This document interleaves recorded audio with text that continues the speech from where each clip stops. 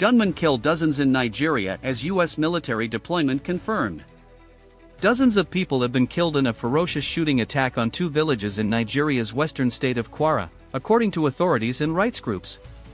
The attackers also set fire to shops and homes, along with the residence of the traditional leader, forcing the residents of Nuku and Wuro to flee, local lawmaker Saido Baba Ahmed told BBC Hausa.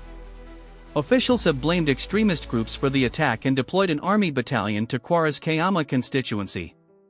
Tuesday's attack, one of several across Nigeria in the last few days, comes as the country's defense minister confirmed to the BBC that a small team of U.S. troops was in the country to help with intelligence and training. Nigerian President Bola Tinubu has blamed jihadist group Boko Haram for the attack. Local lawmaker Muhammad Omar Bayo said Lakurawa, an armed group affiliated with the Islamic State group, was responsible, according to the Associated Press. Kwara State Governor Abdul Rahman Abdul Razak said 75 people had been massacred in cold blood. Ahmed initially told BBC Hausa that at least 35 people had died, but human rights groups have since reported more than 4 times that number.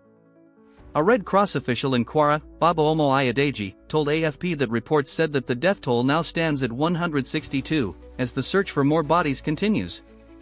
Meanwhile, Amnesty International said in a statement that over 170 people had died, noting many were shot at close range and some burnt alive.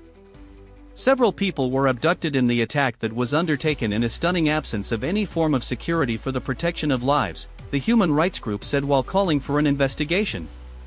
A further 21 people were killed in an attack on Doma village in the state of Katsina, they added. The attacks come alongside the first official acknowledgement from Nigeria of an American troop presence since U.S. President Donald Trump ordered the military in November to prepare for action in Nigeria to tackle Islamist militant groups. Defense Minister Christopher Musa did not provide details on the team's size, arrival date, location or duration of stay.